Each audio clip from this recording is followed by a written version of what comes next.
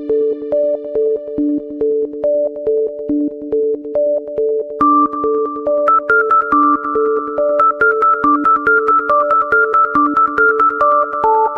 Morning प्रिय विद्यार्थियों, अपने इस YouTube चैनल पर आप सभी का हार्दिक स्वागत है। आज अपन कक्षा 12 के कुछ न्यूमेरिकल क्वेश्चन तथा थर्ड चैप्टर के अंतिम बिंदुओं की बात करेंगे।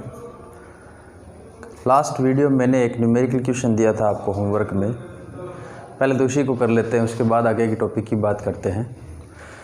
उस टॉपिक में अपने को दिया गया था कि इलेक्ट्रिक फील्ड में पोटेंशियल की वैल्यू जो है वो 6x minus 8xy minus 8y plus 6yz है। v की वैल्यू दी हुई है, पोटेंशियल की वैल्यू दी हुई है, जो डिपेंड कर रहा है xyz पर। हमें डिटरमाइन करना है इलेक्ट्रिक फील्ड का मैग्नीट्यूड। क्या डिटरमाइन करना है? इलेक्ट्रिक फील्ड का मैग्नीट्यूड। तो हम ये बात जानते हैं, सॉल्यूशन में हम कह सकते हैं इस बात को कि the relation between electric field and v, क्या रिलेशन होता है भाई? E is equal to minus del v upon del r होता है, या फिर माइनस ग्रेड v होता है, या इसको और एक्सटेंड करें तो ये आ जाता है del v upon del x i cap plus j cap, या आई कैप एल लगा दो, plus j cap del we upon del y plus k cap del we upon del z. Since v की value हमें दी हुई है, क्या दी हुई है भाई? 6x minus 8xy minus 8y plus 6yz दी हुई है, ये वैल्यू दी हुई है। तो हम पहले क्या डिटरमाइन करेंगे? ये del we upon del x, फिर del we upon del y, del we upon del z. Differentiation करते जाएंगे अपन, किसके रेस्पेक्ट में? एक्स के रेस्पेक्ट में डिफ्रेंशिएशन करेंगे। तो इसका मतलब ये हुआ कि del we upon del X, यानी कि differentiation with respect to X, वो पार्शियल डिफ्रेंशिएशन के रूप में लिखा है मैंने। टोटल डिफ्रेंशिएशन भी लिख सकते हो आप। ये पूरा वी की value 6x 8xy 8y plus 6yz differentiation करो। जिसके मल्टीप्लायर में x है उसका तो डिफ्रेंशिएशन होगा, बाकी सारे क्या हो जाएंगे? ज़ीरो। तो क्या वैल्यू आएगी? 6 पहले आ गया, 6x का डिफ्रेंशिएशन करोगे तो x का हो गया 1 और 6 का हो गया 6 सीधा। तो डेल अपॉन डेल x का इस 6x के लिए हो गया 6 माइनस का साइन 8xy, तो x हट गया, क्या बच गया? 8y बच गया। फिर इसका भी नहीं होगा, इसका भी नहीं होगा, तो पहला डिफ्रेंशिएशन अपने पास आ गया ये। फिर दूसरा देखो, del v upon del y के रेस्पेक्ट में देखो, ये क्या जाएगा? डेल अपॉन डेल y, ये पूरा का पूरा v की value 8xy minus 8y plus 6yz is equal to, देखो y के रेस्पेक्ट में करना है तो पहला तो जीरो हो जाएगा, क्यों? इसमें y है ही नहीं। दूसरे में क्या वैल्यू आएगी? 8xy जो लिखा है इसमें क्या आएगा? माइनस 8y, इसमें क्या आएगा? 8, इसमें क्या आएगा? 6z। तो उत्तर आ गया हमारे पास minus 8y minus 8 plus 6z। जिसके मल्टीप्लायर में y दिया हुआ है उसी का डिफ्रेंशिएशन होगा, दूसरे का डिफ्रेंशिएशन ज़ीरो होगा। इसी प्रकार हमारे पास किसकी वैल्यू आ जाएगी? Del v upon del z की। तो del upon del z 6x 8xy minus 8y plus 6yz। Differentiation खूब किया है अपने 11th क्लास में। वापस z के रेस्पेक्ट में डिफ्रेंशिएशन होगा तो इसमें क्या है? केवल z का लास्ट एक ही कॉलम बचा है, ये 6yz वाले का ही, तो इसका क्या डिफ्रेंशिएशन हो जाएगा? 6y डिफ्रेंशिएशन हो जाएगा। इन तीनों के मान कहाँ रखेंगे? इस समीकरण में रखेंगे, ऊपर वाले में। ठीक है, तो नाउ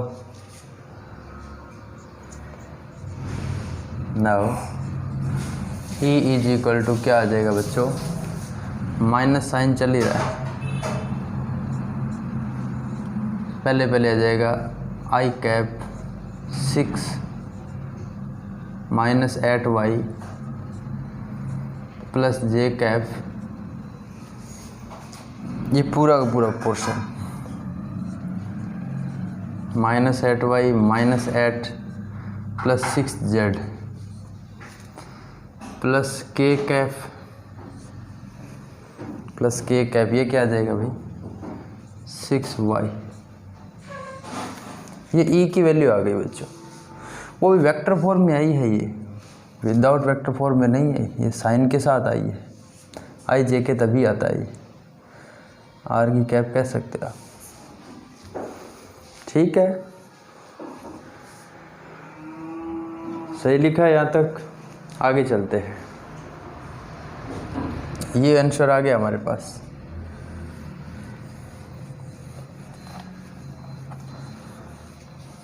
देखो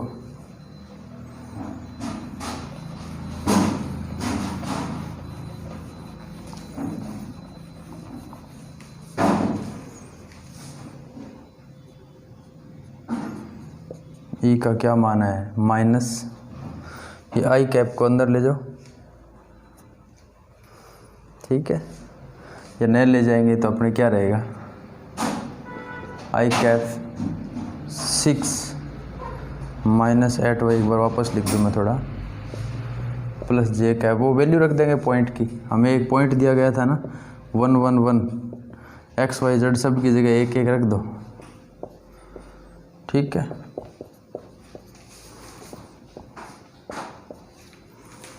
अब कह देंगे बिंदु एट पॉइंट, बिंदु 1 1 1 पर विद्युत क्षेत्र at point 1 1 1, the electric field, लिख देना at point 1 1 1, the electric field E is equal to, इसका मतलब क्या हुआ, x की जगह भी एक रखो, y की जगह भी एक रखो, z की जगह भी एक रखो, तो जहाँ जहाँ आपको x y z दिख रहे हैं उन सब की जगह क्या रखा जाएगा, एक रखा जाएगा आई कैप। पहले में क्या आ जाएगा बच्चों 6 तो है ही, माइनस 8 आ जाएगा क्योंकि y की जगह एक रखा है, 1 से 8 को गुणा किया 8, प्लस जे कैप, इसकी जगह क्या आ जाएगा माइनस 8, y की जगह एक रखने से माइनस 8 ही रह गया, माइनस 8 पड़ा ही है पहले से, प्लस 6z, z की जगह क्या आ जाएगा केवल 1, तो वापस 6 का 6 रह गया, प्लस के कैप 6 की जगह वापस 6 आ गया। ये हमारे पास फाइनल आंसर आ गया। अब इनको देख लो, टोटल करके देखो, 6 में से 8 गए माइनस के 8, तो कितना आ जाएगा बच्चों आई कैप, वही माइनस का 2,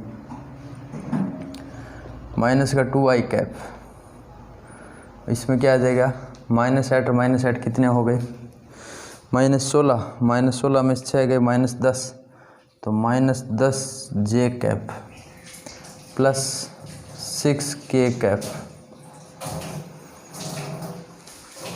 अब तो सीधा साधा उत्तर आ गया हमारे पास। ये है इलेक्ट्रिक फील्ड का एक्चुअल मान पॉइंट 111 पर। अब मैग्नीट्यूड निकालो इसका, ठीक है। मैग्नीट्यूड अपने को पता है, एम्पलीट्यूड भी बोलते हैं कहीं इसको। क्या होता है मैग्नीट्यूड, जैसे ये ई एक्स का मान है, इसको क्या बोलेंगे ई एक्स, इसको क्या बोलेंगे ई वाई, इसको क्या बोलेंगे ई जेड। आई कैप के जो मल्टीप्लाई में वो ई एक्स, जे कैप के मल्टीप्लाई में होता है वो ई वाई, और के कैप के मल्टीप्लाई में होता है वो ई जेड। यानी ये एक्स का घटक है, कंपोनेंट है, ये वाई का कंपोनेंट है, ये जेड का। तो हम कह देंगे अतः ई का परिमाण, ई का परिमाण क्या होता है बच्चों, मोड ऑफ ई, इसको हम ई भी लिख सकते हैं डायरेक्ट। उसका मतलब होता है अंडर रूट ई एक्स का स्क्वायर, ई वाई का स्क्वायर और ई जेड का स्क्वायर।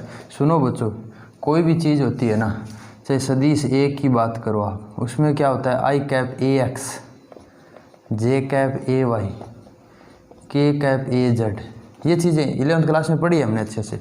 ऐसे अगर इलेक्ट्रिक फील्ड ई की अगर बात करो तो क्या आएगा, आई कैप ई एक्स आएगा, जे कैप ई वाई आएगा, के कैप ई जेड आएगा। तो ये e x e y e z का मतलब है आई के मल्टीप्लायर में जो चीज़ है वो।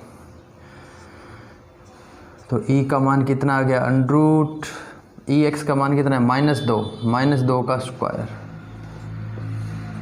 प्लस ई वाई कितना है, -10, तो -10 का स्क्वायर, ई जेड कितना है 6, तो 6 का स्क्वायर। उत्तर कितना आ गया बच्चों, ये तो आ गया 4, ये आ गया 100, ये आ गया 36।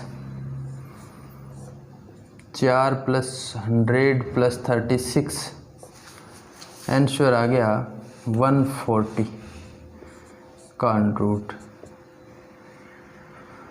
सही बात है, 140 का अंडरूट। ये कहीं ये साइड में लिख देना सेमी कॉलम में ऊपर, ये समझाएगा एक्स्ट्रा से। तो E = आ गया बच्चों अंडरूट ऑफ 140। 140 का अंडरूट निकालो तो अच्छी बात है, नहीं निकालो तो कोई बात नहीं, वोल्ट प्रति मीटर।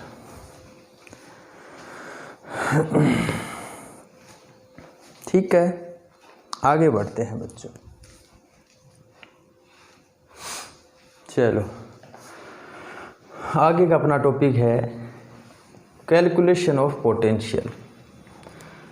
पोटेंशियल का अपन परिकलन कर सकते हैं या डिटर्मिनेशन ऑफ पोटेंशियल कर सकते हैं। इलेक्ट्रिक पोटेंशियल किस किस के कारण, स्पेयर के कारण। अपने मेनली इसमें पहले टॉपिक दिया हुआ है स्पेयर। जैसे हमने इलेक्ट्रिक फील्ड का वैल्यू डिटरमाइन किया था किसी चार्ज्ड स्पेयर के कारण, और स्पेयर में मैंने कहा था कंडक्टर स्पेयर भी हो सकता है और नॉन कंडक्टिंग भी हो सकता है।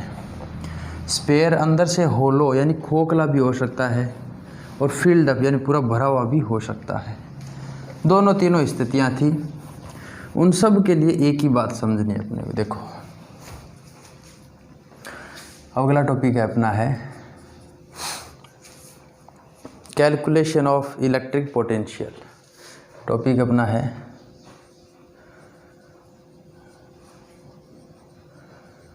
Calculation of electric potential.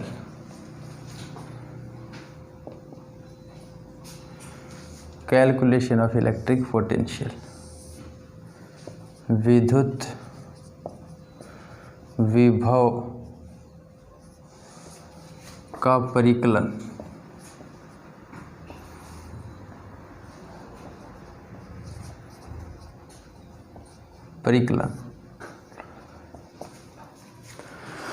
पहला इसमें है एक समान आवेशित गोलीय कोश के कारण विद्युत विभव।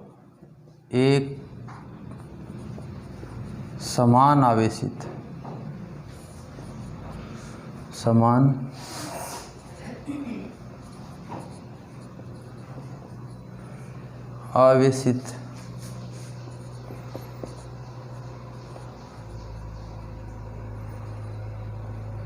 एक समान आवेशित गोलीय कोश के कारण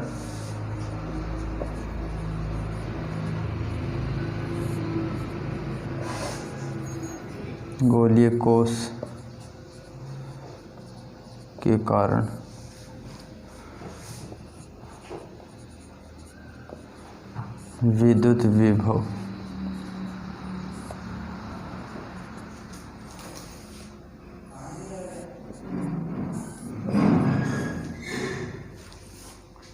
electric potential due to uniformly charged spherical cell.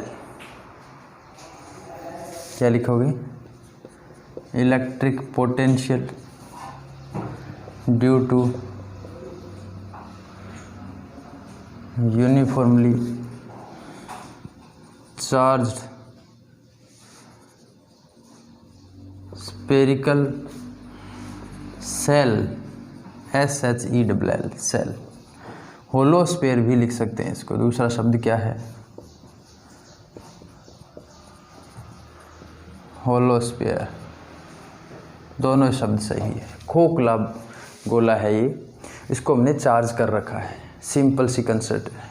ठीक है, मैंने पिछले वाले टॉपिक को मैं इलेक्ट्रिक फील्ड वाले में हमने समझा था कि स्पेयर जो है ना दो स्थिति में हो सकते हैं, एक चालक हो सकता है और एक होता है खुद चालक। अब कह दो सर चालक क्या है?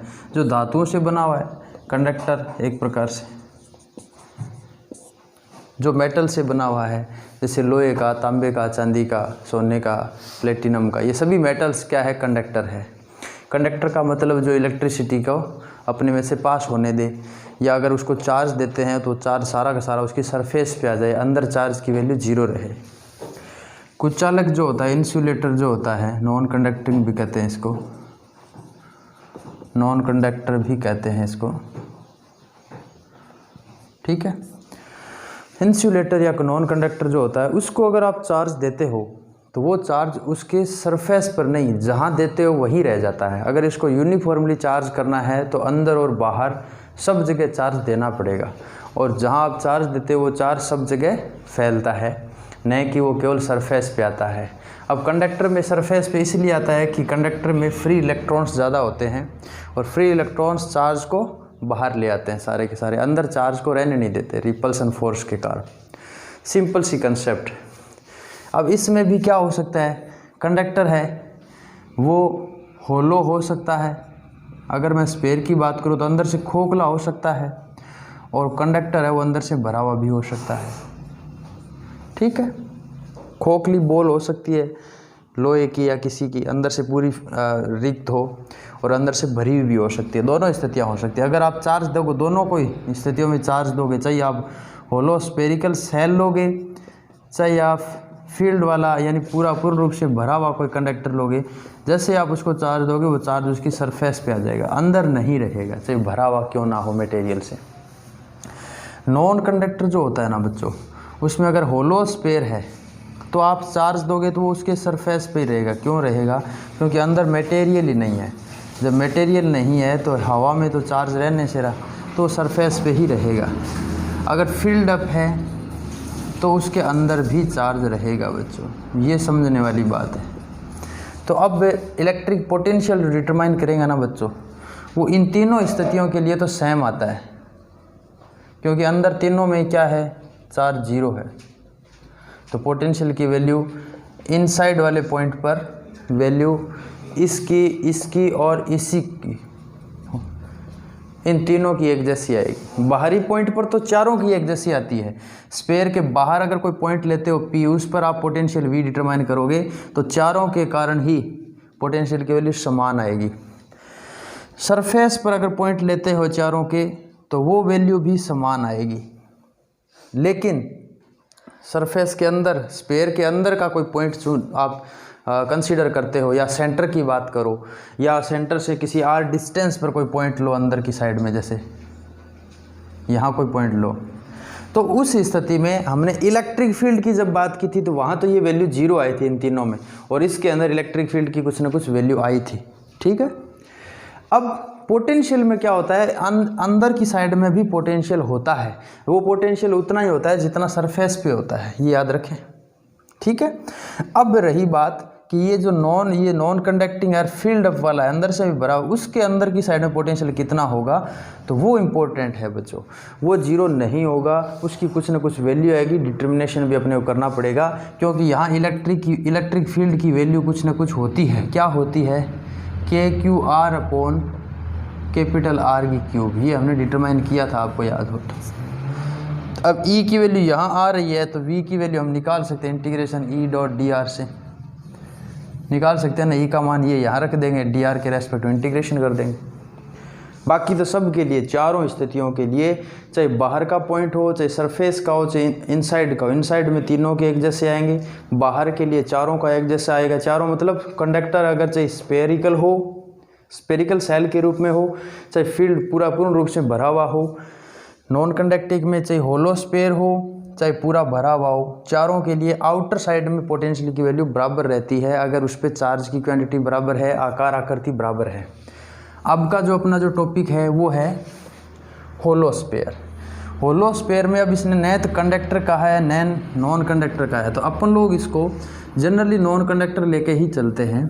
अगर कंडक्टर लेते हो तब भी अपने को अलग से एक लाइन लिखनी पड़ती है कि कंडक्टर को दिया गया चार्ज जो होता है वो उसकी सरफेस पे आ जाता है, और सरफेस पे आने के कारण उसके अंदर चार्ज की वैल्यू 0 रहती है।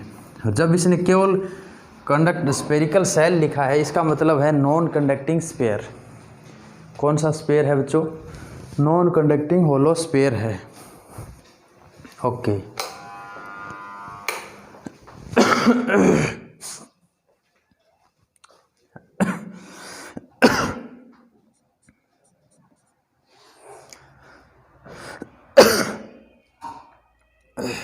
क्या कंसीडरेशन लेते हैं? Let we consider a R radius of spherical cell uniformly charged with charge q। ठीक है, ये सिंपल सी बात है। एंड वी वांट टू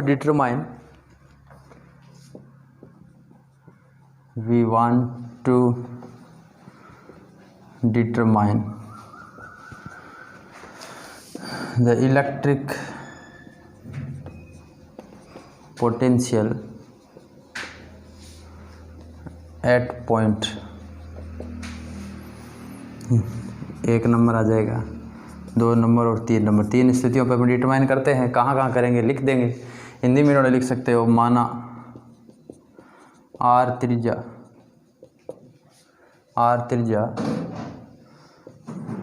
का खोखला गोला क्यू आवेश से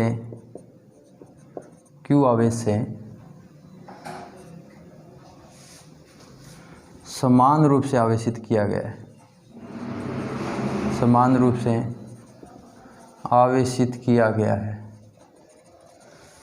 जिसके कारण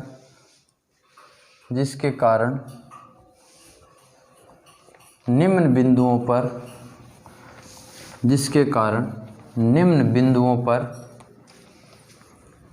विभव का मान ज्ञात करना है। निम्न बिंदुओं पर विभव का मान ज्ञात करना है। नंबर 1, गोले के बाहर, ठीक, गोले के बाहर आप लिख सकते हो R is greater than R। ये जो पॉइंट R है ना, वो उस पॉइंट की डिस्टेंस है सेंटर से, ठीक है। डायग्राम बना दो बच्चों, ये स्फेरिकल सेल है, ये R डिस्टेंस पर P पॉइंट है, यहाँ हमें पोटेंशियल डिटरमाइन करना है। जो भी चार्ज दिया गया है वो सारा का सारा उसके सरफेस पे रहेगा, ये भी समझने वाली बात है, ठीक है। अब इसमें कंसीडरेशन देखो बच्चों, पोटेंशियल के लिए हमें पता है कि हम चार्ज को कहाँ से लेके आ रहे हैं, इन्फिनिटी से लेके आ रहे हैं। कहाँ तक लेके आएंगे? R पॉइंट तक। तो हम कह सकते हैं विद्युत विभव यानी इलेक्ट्रिक पोटेंशियल एट पॉइंट, विद्युत विभव P बिंदु पर कह दो। अंग्रेजी मीडियम वाले इसको क्या लिख सकते हैं? Outside the sphere R is greater than R। Electric potential at point P, तो V is equal to minus integration E dot D R, ये आ जाएगा इन्फिनिटी से R तक इसकी लिमिट। ये समझने वाली बात है, इन्फिनिटी से लेके आ रहे हैं, कहाँ तक लेके आ रहे हैं? R तक। हम ये बात जानते हैं, सिंस गोले के बाहर E का जो मान होता है ना बच्चों, E का मान होता है KQ/R², R की कैप, ठीक है, KQ/R², R की कैप, यही होता है। K कांस्टेंट था ये हमारे पास, ये वैल्यू जैसे ही अपन यहाँ रखेंगे तो R कैप और डी आर जो है ना, ये दोनों वेक्टर क्वांटिटी है बच्चों, याद रखो पहले। विच इम्प्लाइज आर की कैप डॉट डी आर जो है ना, ये बन जाता है डी आर। क्यों बच्चों? क्योंकि आर की कैप व डी आर दोनों एक ही दिशा में है।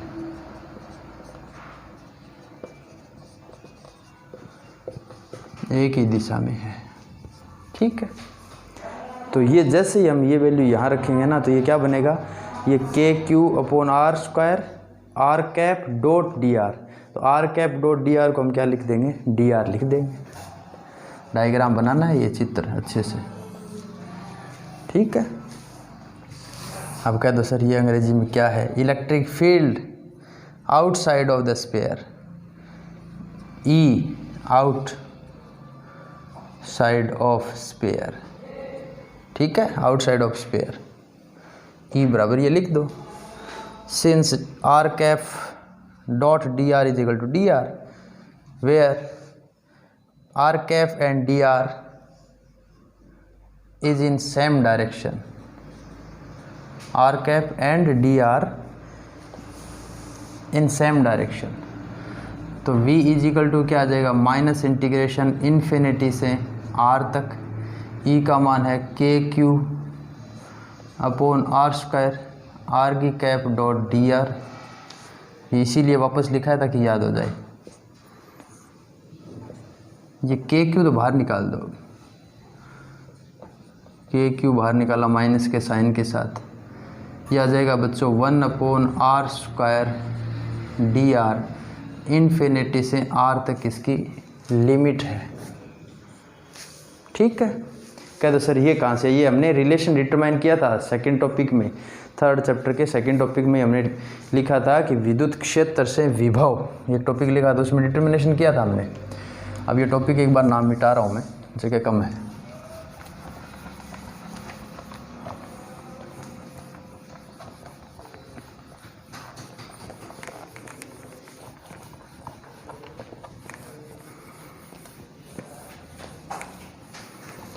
yes now v is equal to minus के क्यू, इंटीग्रेशन किसका कर रहे हैं, 1 अपॉन आर स्क्वायर का।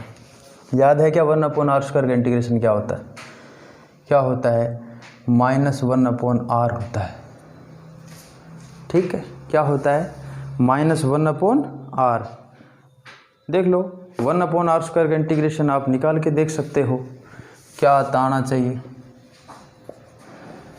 एक सूत्र लिख रहा हूँ बच्चों, इंटीग्रेशन x की पावर n dx का इंटीग्रेशन जो होता है ना, वो होता है x की पावर n+1 बटा n+1, ये इंटीग्रेशन होता है। पावर में एक जोड़ दो और एक जोड़ के नीचे बट्टा में ले आओ, ठीक है। सेम की सेम कंसेप्ट किसके लिए होती है बच्चों, आर स्क्वायर के लिए। कैसे, इंटीग्रेशन 1 अपॉन आर स्क्वायर था ये वैल्यू, तो इंटीग्रेशन ये पड़ा ही है। आर स्क्वायर को मैं क्या लिख सकता हूँ, आर की पावर -2 डी आर लिख सकता हूँ, ठीक है। अब देखो आर की पावर -2 है, तो आर की पावर -2 + 1 बटा -2 + 1, -2 में से 1 गया, क्या बच गया, -1, तो उत्तर क्या आ गया, आर की पावर -1। नीचे भी क्या आ गया, -1, -1 को ऊपर गुणा में ले जाओ, तो -1 अपॉन आर बन गया ना। इस पावर को प्लस में लाना हो तो नीचे लाना पड़ेगा, लिमिट रह गई, ठीक है, अच्छी बात है। v is equal to minus के क्यू। अब r की जगह एक बार r रखो, अपर लिमिट इसकी जगह रखनी है, r की जगह r रखा तो -1 अपॉन आर। अब क्या होता है, upper limit minus lower limit, तो अपर लिमिट हमने r की जगह r रखी, माइनस ये माइनस था, क्या बन गया, +1 अपॉन इनफाइनाइट, और 1 अपॉन इनफाइनाइट का मान होता है 0। अनंत का किसी संख्या में भाग दो, वैल्यू क्या आती है, हमेशा 0 आती है बच्चों। Carry on. तो v इज इक्वल टू आ गया -kq और इंटू 1 अपॉन आर, वो नेगेटिव का, तो क्या उत्तर आ गया, kq upon R, that's all. यही तो उत्तर चाहिए हमें। ये लंबा डेरिवेशन अब की बार मैंने पूरा समझाया है। नेक्स्ट वाले में अपन डायरेक्ट स्टेप लिख देंगे। नंबर 2 नंबर स्थिति क्या है, गोले के पृष्ठ पर, गोले के पृष्ठ पर मतलब r is equal to r at the surface of sphere, गोले के पृष्ठ पर at the surface of sphere. इस स्थिति में क्या आएगा बच्चों, देखते हैं।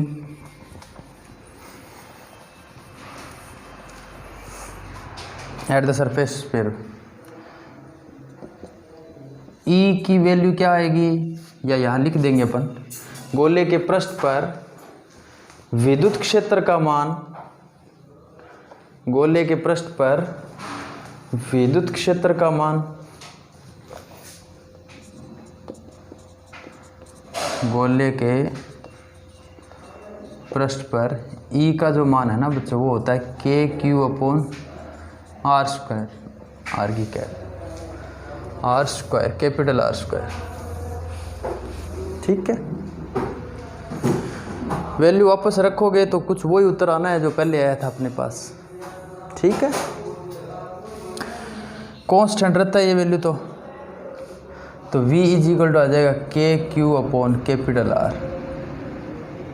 ठीक है, क्यों रहेगा, क्योंकि R जो है ना वो कैपिटल R के बराबर है।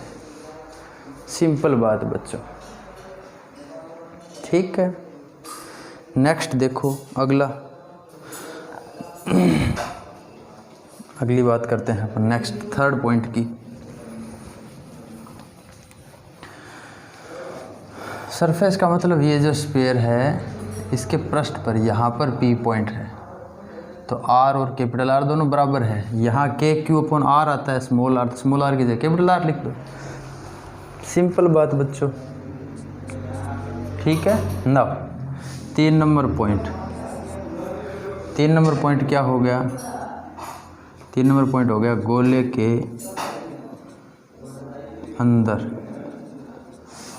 स्थित बिंदु पर R is less then capital R inside the sphere. किस में आएगा, इनसाइड द स्फीयर।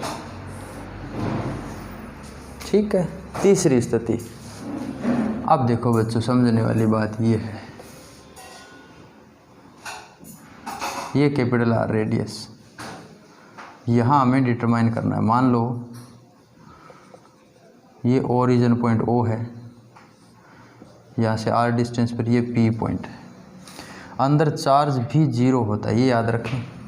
तो इस पॉइंट पर जब हमें किसी चार्ज को लाना है तो उसके लिए हमें क्या कंडीशन है, पहले इन्फिनिटी से कहाँ पहुँचेंगे, कैपिटल R पॉइंट पर पहुँचेंगे। इन्फिनिटी जैसे ही आएंगे तो सरफेस पे पहुँचेंगे, सरफेस से फिर अंदर जाएंगे। तो इसमें हमें ये 2 भागों में मान मिलता है। किस में मिलता है लिखो, गोलीय कोश के अंदर बिंदु के लिए, गोलीय कोश के अंदर बिंदु के लिए विद्युत विभव की गणना में अनंत से R दूरी तक विद्युत क्षेत्र की तीव्रता, गोलीय कोश के अंदर स्थित बिंदु के लिए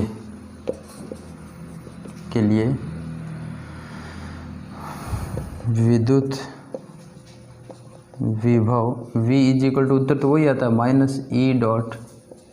-E.dr। कहाँ से आए, इन्फिनिटी से स्मॉल r तक। कह देंगे इसे 2 भागों में विभक्त करते हैं, 2 भागों में विभक्त करते हैं, डिवाइड करते हैं 2 भागों में, इसे 2 भागों में विभक्त करते हैं। It is divided into 2 parts. इसको क्या लिखेंगे, due to spherical shell the electric potential inside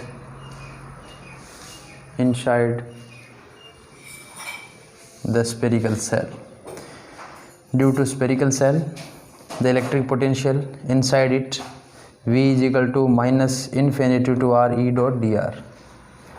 Okay. Now,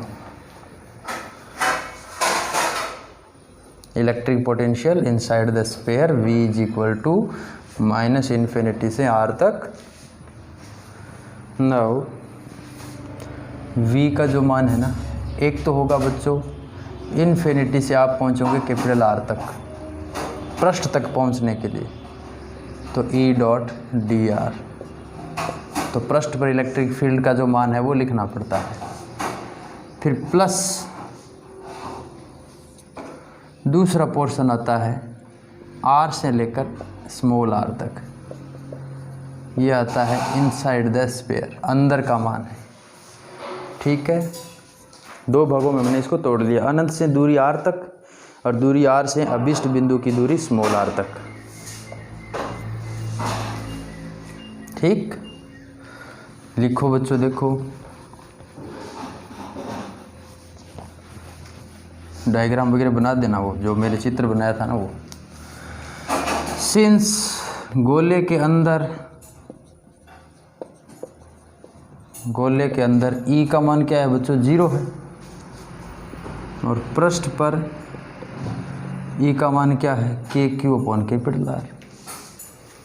हो जाएगा ये तो के क्यू अपॉन कैपिटल R हो जाएगा. ओके, तो V is equal to minus sign बाहर पड़ा है, इंटीग्रेशन इन्फिनिटी से कैपिटल R तक, वही K Q upon capital R D are.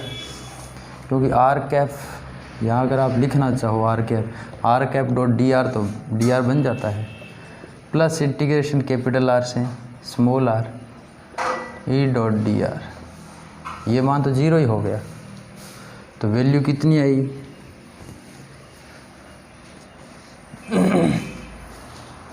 Value बच्चों कितनी आई, वैल्यू अपने पास आएगी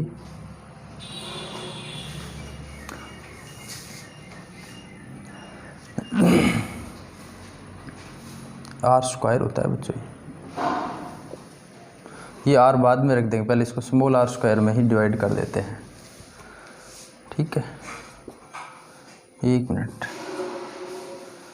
स्मॉल r² लिखते हैं, फिर लिखते हैं के Q upon capital R² R की कैप. इसका इंटीग्रेशन करेंगे, तो इंटीग्रेशन करते ही -1 अपॉन R आएगा, इस माइनस वाले क्या कर देगा plus. V is equal to, ये तो आ गया K Q upon capital R, क्योंकि R की जगह कैपिटल R रखना है, इनफाइनाइट रखेंगे तो उत्तर आ जाएगा 0. आगे वाला देखो, यहाँ E का मान क्या है 0, तो टोटल इंटीग्रेशन ही क्या हो गया 0. तो विच इम्प्लाइज V का जो मान है उतना ही आया जितना पृष्ठ पर आया था. ठीक है, इसको अगर एक्सटेंड करना चाहो तो बच्चों कर सकते हो. इसका इंटीग्रेशन क्या होगा, के क्यू बाहर आ गया, -1 अपॉन R आएगा, कैपिटल R इन्फिनिट, प्लस ये आ जाएगा 0. R की जगह एक बार कैपिटल R रखो, एक बार इनफाइनाइट रखो, इनफाइनाइट रखेंगे 0, कैपिटल R रखा तो -1 अपॉन कैपिटल R, बाहर वाले माइनस से वो क्या हो जाएगा प्लस. ये वैल्यू आ गई स्फेरिकल सेल के कारण. किसके कारण आ गई बच्चों, स्फेरिकल सेल के कारण. इसका मतलब कि inside the sphere the value of potential is equal to the value of potential at the surface of sphere. ठीक है, आगे बढ़ते हैं, तीनों स्थितियाँ एक साथ लिख देते हैं और फिर ग्राफिकली रिप्रेजेंट करते हैं इसको, क्या वैल्यू आती है ग्राफ से फिर और बताएंगे. तीनों स्थितियों में क्या था, R is greater than R पर V इज इक्वल टू था K Q upon R, R is equal to capital R पर क्या था, V is equal to K Q upon capital R, R is less than R पर क्या था, V is equal to उतना ही था जितना सरफेस पे था. तीनों एक साथ हमने लिख दिए फिर से. ओके,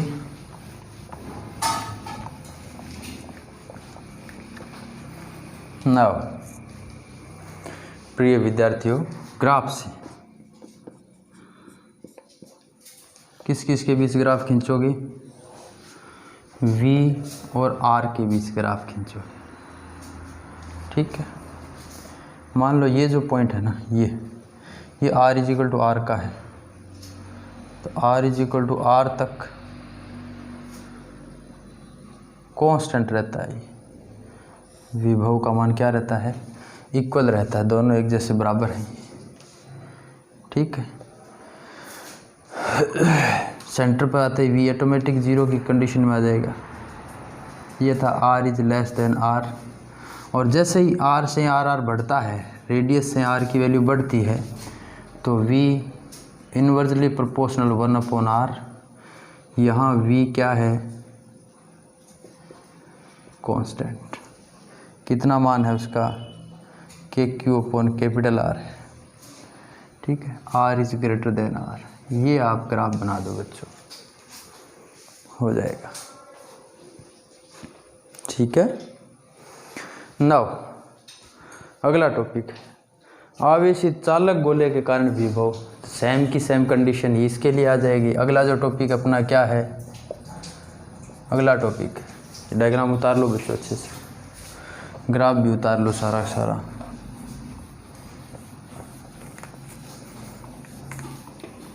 तो मैंने आपको अभी बताया कि आवेशित चालक गोला हो, चाहे खोखला गोला हो, और चाहे पूरा भरा हुआ चालक गोला हो, तो आवेशित चालक गोले की दोनों स्थितियों में ही उतना ही पोटेंशियल आएगा जितना खोखले गोले के कारण आता है। तो चालक गोले के कारण विभव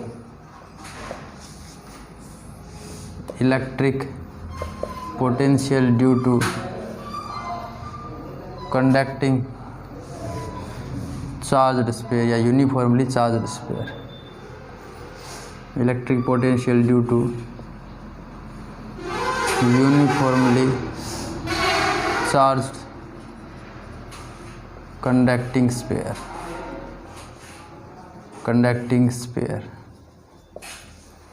electric potential due to uniformly charge conducting sphere. इसमें भी क्या आएगा? इस स्थिति में भी विभव का मान उतना ही प्राप्त होगा जितना एक खोखले गोले के कारण प्राप्त हुआ था। खोखले गोले के कारण प्राप्त हुआ। ठीक है, क्योंकि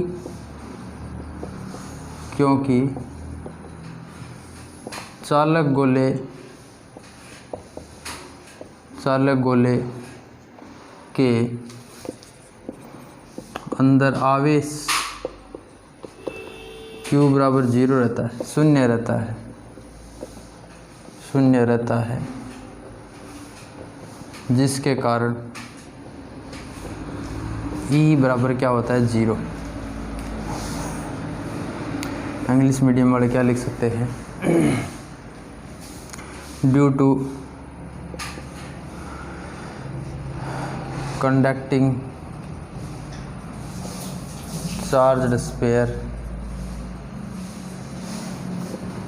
the value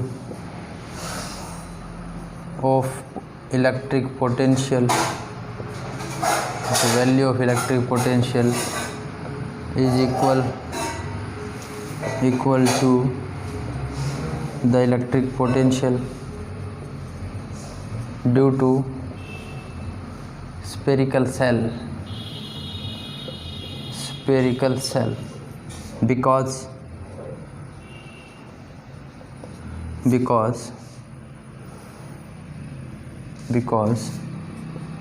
inside the conductor Q is equal to 0, then E is equal to 0, ये स्थिति रहती है। और ये स्फेरिकल सेल में होती है स्थिति। अगला टॉपिक पढ़ते हैं जो इम्पोर्टेंट है बच्चों, सीरियस हो जाना इसमें, अगले वाला टॉपिक इम्पोर्टेंट है काफ़ी। नेक्स्ट टॉपिक है आवेशित अचालक गोले के कारण विभव।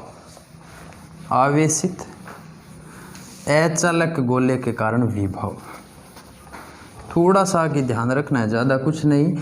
अपने को जब अंदर की साइड में पोटेंशियल डिटरमाइन करेंगे तब देखना है कि हम E की वैल्यू कितनी रख रहे हैं और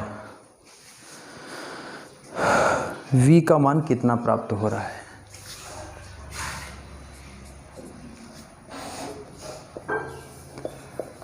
आवेशित अचालक गोले के कारण, आवेशित अचालक गोले के कारण विभव। सुनो बच्चों, electric potential due to uniformly non conducting sphere या charge due to non conducting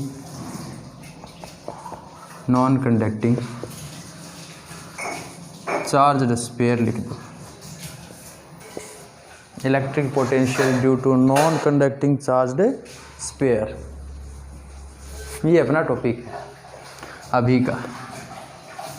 तो वही 3 स्थितियाँ, तो हम कह देंगे अचालक, पहले से लिख देते हैं, अचालक गोले के कारण, अचालक गोले के कारण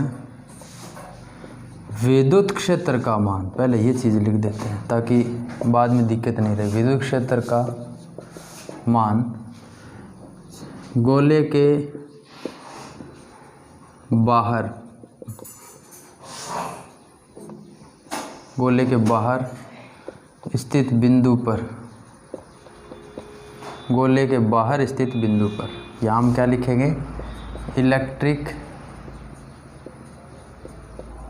field due to non conducting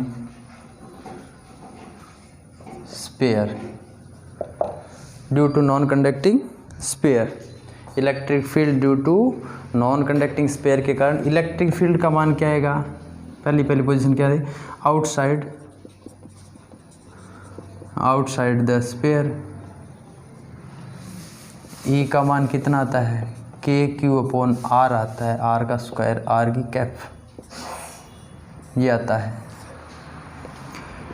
फिर 2 नंबर है गोले के पृष्ठ पर, at the surface of sphere, E का मान कितना आता है, KQ/R स्क्वायर, कितना आता है, R की कैप। 2 स्थिति। तीसरी, गोले के अंदर, याद है ना ये चीज़, अंदर स्थित बिंदु पर,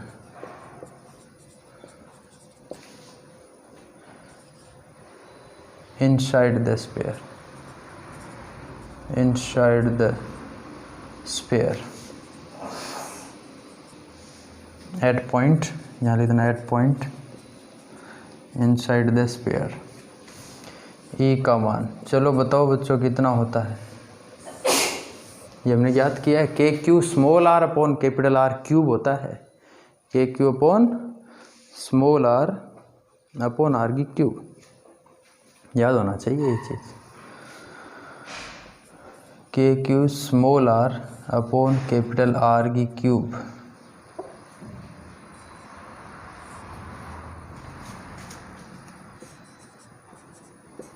R कैप तो आना ही है।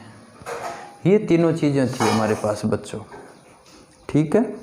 इन तीनों चीज़ों के कारण हम लोगों ने पोटेंशियल का मान ज्ञात करना है, ठीक है। चलो शुरू करते हैं बच्चों।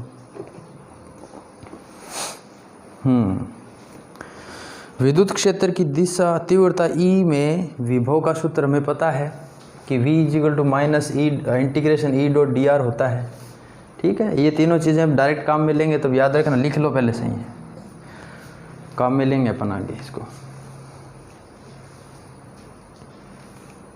ओके, और ये चीज़ याद रखो बच्चों, जब हम विभव का मान अंदर के बिंदु पर ज्ञात करते हैं ना, मान लो यहाँ पर ज्ञात करते हैं P बिंदु पर, ये R डिस्टेंस पर है, तो हम चार्ज को कहाँ से लेके आ रहे हैं, इन्फिनिटी। पहले जो Q plus Q0 test charge है ना, वो कहाँ पहुँचेगा, सरफेस पे पहुँचेगा। तो पहली इंटीग्रेशन हो जाएगी, इंटीग्रेशन ऑफ इन्फिनिटी से कैपिटल R तक हो जाएगा। ये डिस्टेंस कहाँ होती, कितनी होती है बच्चों, R डिस्टेंस होती है। फिर इस सरफेस से अंदर की तरफ जाते हैं, तो दूसरी लिमिट हो जाएगी R से स्मॉल r तक। तो पहला तो हो जाएगा इन्फिनिटी से कैपिटल R, दूसरा हो जाएगा कैपिटल R से स्मॉल r। दो इंटीग्रेशन करने पड़ते हैं अपने को। क्यों करने पड़ते हैं कि जब चार्ज को हम अंदर ले जाते हैं तो ये बाहर जो कुछ चार्ज बच जाता है इस पॉइंट के अंदर आने तक, तो इस चार्ज का भी इफ़ेक्ट पड़ता है पोटेंशियल पर। इसलिए हमें इंटीग्रेशन को दो भागों में तोड़ना पड़ रहा है, बाकी तो सब चीज़ें सेम है। ठीक है, आगे बढ़ो। वही let we consider R radius of sphere charged with Q, ये सारी चीज़ें लिख देना।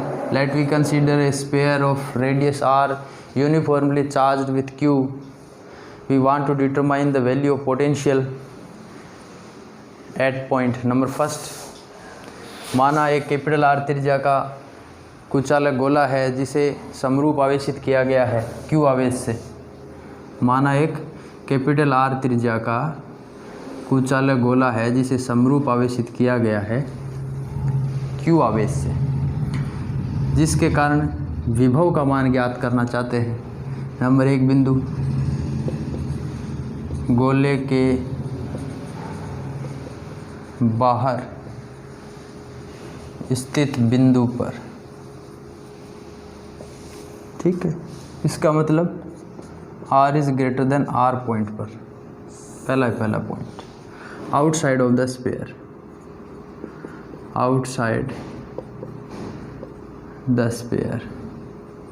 अब नॉन कंडक्टिंग स्फीयर पूरा नहीं लिख रहा मैं, स्फीयर में ही सब समझो, नॉन कंडक्टिंग स्फीयर की बात चल रही है।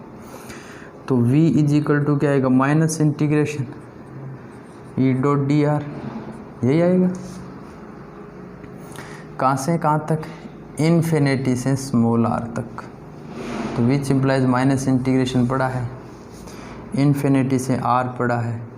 E का मान कितना होता है बच्चों, K Q upon are square, R की कैप डॉट डी आर। ये पता है क्या हो जाता है आपको, इंटीग्रेशन वो माइनस के साइन के साथ k Q upon are square D r. V is equal to minus के क्यू बाहर पड़ा है, integration minus one upon r आ गया, इन्फिनिटी से आर तक। वैल्यू डायरेक्ट लिख देते हैं के क्यू अपॉन आर। तो बाहर तो अपने पास यही वैल्यू आ रही है, के क्यू अपॉन आर ही आ रही है। आउटसाइड ऑफ द स्फीयर तो वैल्यू के क्यू अपॉन आर ही आती है। 2 नंबर पॉइंट उतार लिया, ये गोले के पृष्ठ पर 2 नंबर पॉइंट क्या ले लेंगे अपन लोग, गोले के पृष्ठ पर स्थित बिंदु पर, at the sphere, eight the surface of sphere. ठीक है, तो V is equal to K Q upon capital R कह दो, स्मॉल r की जगह क्या वैल्यू रखेंगे, कैपिटल R, क्योंकि हमने पहले से कह दिया R is equal to capital R है। तो यहाँ जब स्मॉल r लिया तो ये आया था K Q upon small r, और कैपिटल R रखते क्या हो जाएगा, के क्यू अपॉन R हो जाएगा। यस, अगली तीसरा पॉइंट इसका क्या बच गया, गोले के अंदर स्थित बिंदु पर। ये इम्पोर्टेंट था और इसी के लिए है ये टॉपिक बनाया गया है कि इसमें थोड़ा सा डिफरेंस आता है। चलो देखते हैं कितना डिफरेंस आता है बच्चों। थर्ड पॉइंट, गोले के अंदर स्थित बिंदु पर विभव यानी कि R is less then capital R inside the sphere. ठीक है, इनसाइड द स्फीयर कितना आएगा बच्चों?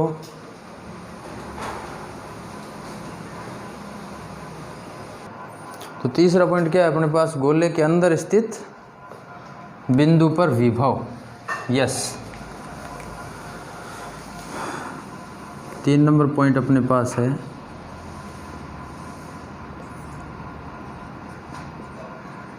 गोले के अंदर स्थित बिंदु पर विभव। Yes, okay. तो इसमें अपने पास वही स्थितियां हैं। इस स्थिति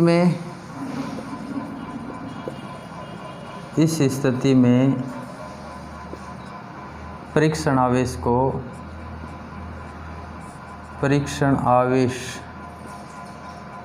को अनंत से पृष्ठ तक व पृष्ठ से अंदर स्थित बिंदु तक ले जाया जाता है। ठीक है, इन दिस केस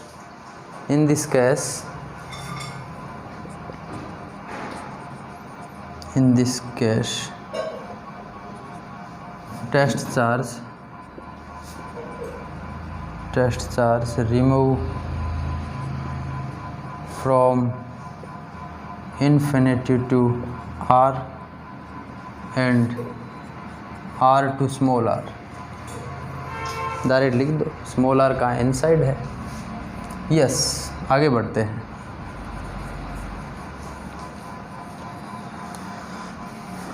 देन तब विभव V is equal to minus integration infinity to capital R पहले E डॉट डी आर, फिर माइनस, ये प्लस होता है, प्लस के साथ ये माइनस वापस क्या करेगा? माइनस कर देगा इसको। इंटीग्रेशन R से small r E dot D R. ये क्या है बच्चों? अंदर वाले स्थित बिंदु पर है। ये क्या है? पृष्ठ पर। ये लिख सकते हो आप कोष्टक में, क्योंकि यहाँ इलेक्ट्रिक फील्ड का मान वो रखना है जो पृष्ठ पर होता है, यहाँ इलेक्ट्रिक फील्ड का वो मान रखना है जो इनसाइड द स्फीयर होता है। ओके, नव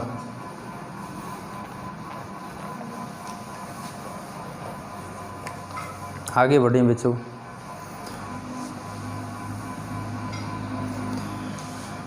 V is equal to minus integration infinity to capital R। E का मान होता है K Q upon capital R square D R. ठीक है, हो गया। माइनस इंटीग्रेशन कैपिटल R से स्मॉल r तक K Q upon capital R cube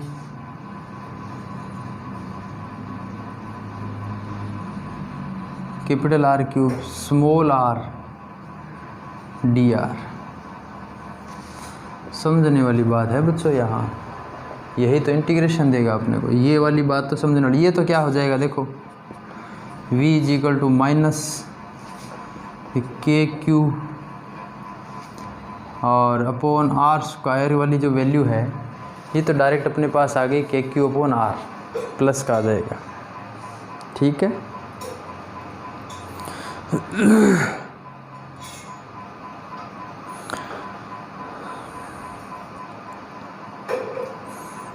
ये सारा तो अपने पास क्या आ जाएगा? के क्यू अपॉन, इसको अगर आप एक बार स्मॉल r स्क्वायर में डाल दो पहले क्योंकि बाद में लिमिट रखेंगे तभी तो। ये पहले अगर लिमिट कैपिटल R स्क्वायर रख रहे हो तो यहाँ इंटीग्रेशन में स्मॉल r स्क्वायर लाओ। अगर यहाँ लिमिट नहीं रखे डायरेक्ट रख रहे हो तो के Q upon capital R square into capital R से, तो ऑटोमेटिक आर से आर कैंसिल हो जाता है, तो ये तो बन जाता है प्लस का के क्यू अपन कैपिटल आर। फिर माइनस साइन, ये देखो मेन चीज़ तो यहाँ है, के क्यू अपन ये आर क्यूब है वो बाहर निकाल दिया मैंने। इसका अंदर क्या हो जाएगा, integration R D R, capital R से स्मॉल आर तक, ठीक है। आर का इंटीग्रेशन होता है आर स्क्वायर बट्टा 2, क्योंकि आर की पावर कितनी है, 1 है। इंटीग्रेशन का फार्मूला क्या होता है, एक्स की पावर n+1 बट्टा n+1। तो आर का मान यानी आर की पावर 1 है, 1 में 1 जोड़ेंगे बट्टा 1+1, तो उत्तर क्या हो जाएगा, के क्यू अपॉन कैपिटल आर पड़ा है यहाँ पर, के Q upon capital R cube भी पड़ी है, इसको ले लो अंदर, आर स्क्वायर बट्टा 2 स्मॉल आर और यह हो गया कैपिटल आर। फिर देखो के Q upon capital R minus के क्यू अपॉन कैपिटल आर पड़ा है, ये क्या हो जाएगा, आर स्क्वायर बट्टा 2 माइनस कैपिटल आर स्क्वायर बट्टा 2, ये भी ना बात। इसको आप अंदर भेज सकते हो इसके, और जो प्लस में हो रहा है उनको प्लस कर दो, कोई संख्या अगर सब्ट्रैक्ट हो रही है तो सब्ट्रैक्ट घटा दो उसको। फाइनल अपने पास जो उत्तर बचेगा बच्चों, वो क्या बचने वाला है, देखो v फाइनल आंसर अपने पास बचने वाला है के क्यू, सब में के क्यू है, कॉमन निकाल लो, यहाँ क्या जाएगा 1/r माइनस, इसको आप अंदर भेजो, अंदर भेजते क्या बच जाएगा, ये आर स्क्वायर बट्टा 2r क्यूब बन गया, माइनस माइनस ये क्या हो जाएंगे प्लस, ये माइनस अंदर जाए क्या कर देगा प्लस, आर की क्यूब है ऊपर आर स्क्वायर है, तो क्या आ जाएगा 1/2r, ये वैल्यू बच गई बच्चों। ठीक है, अब ध्यान से देखो तो ये 1/r है, ये 1/2r है, यानी ये आधा है और ये पूरा है 1/r, तो ये बन जाएगा 3/2r, यहाँ क्या बन जाएगा 3/2r।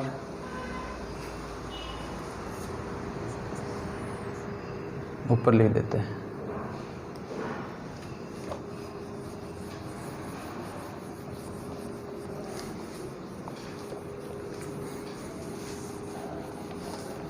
यस।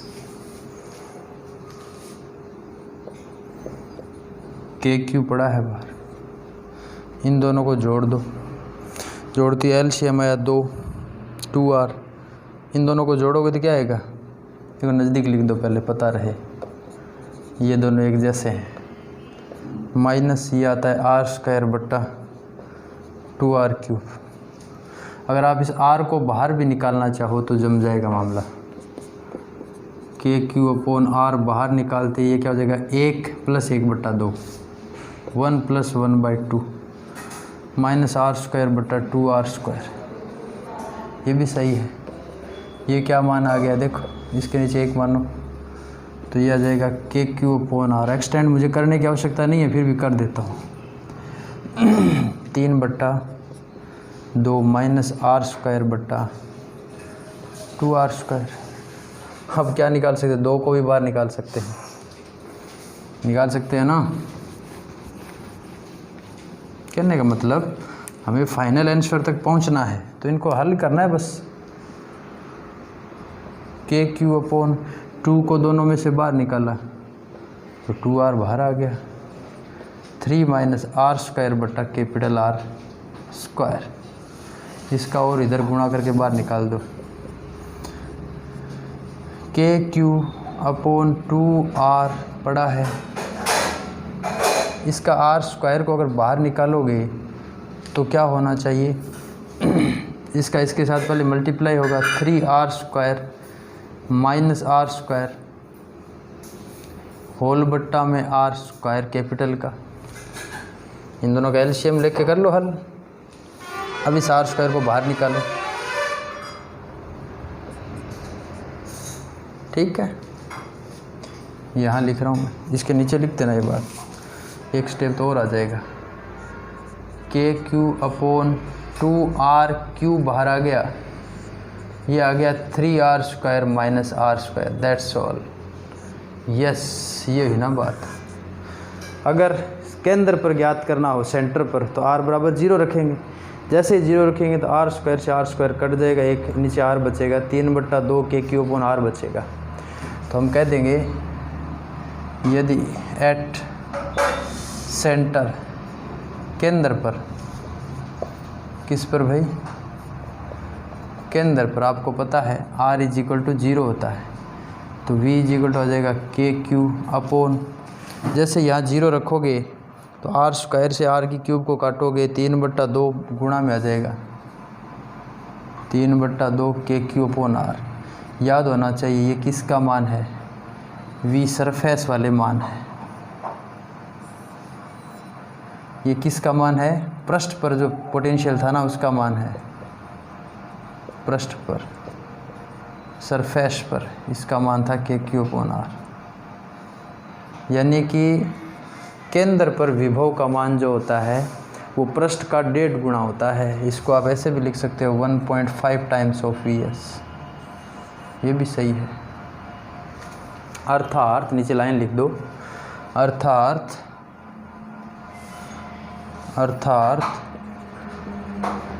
अर्थात गोले के केंद्र पर विभव का मान गोले के पृष्ठ पर मान का 1.5 गुना होता है, such that the value of potential at the center of sphere is 1.5 times of potential at the surface of sphere। Thank you, आज के लिए बस इतना ही। अगले टॉपिक में फिर अपन पढ़ेंगे पोटेंशियल एनर्जी के लिए कि किसी सिस्टम की पोटेंशियल एनर्जी कितनी होती है। फिर डाइपोल मोमेंट का करेंगे, वैल्यू अपन डिटरमाइन करेंगे, टॉर्क की वैल्यू डिटरमाइन करेंगे, उसकी पोटेंशियल एनर्जी डिटरमाइन करेंगे और अपना यह चैप्टर ख़त्म हो जाएगा। थैंक यू आज के लिए।